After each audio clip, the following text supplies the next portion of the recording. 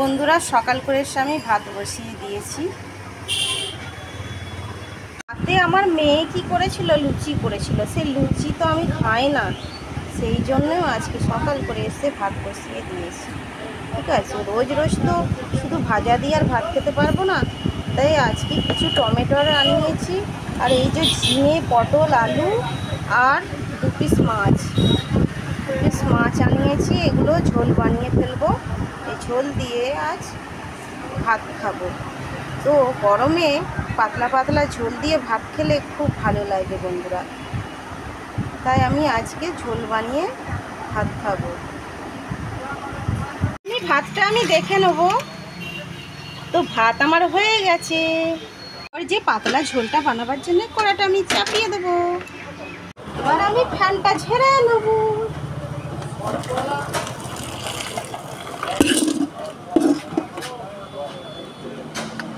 ভাজার জন্য কড়াতে তেল দিয়ে দেবো। এখন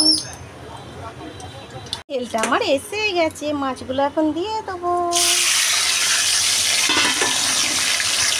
মাছ ভাজা হয়ে গেছে, দেখো বন্ধুরা, এই দেখো লাল লাল হয়ে গেছে। দেওয়া ছিল সেই তেলেই এখন আমি দিয়ে দেবো পেঁয়াজ।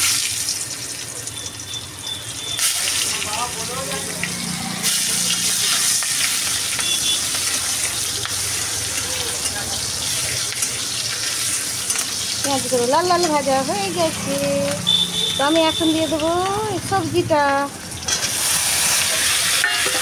এখন দিয়ে দেবো লাল টমেটোগুলো, লাল টমেটো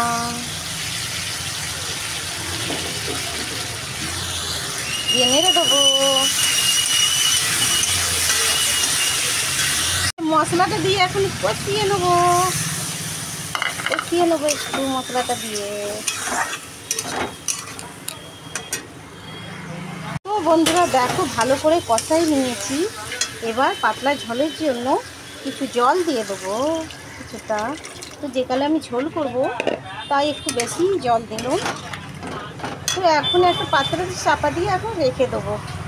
আমার পাতলা ঝোল রেডি রেডি রেডি রেডি হয়ে গেছে। আমার তরকারি দেখো বন্ধুরা হয়ে গেছে।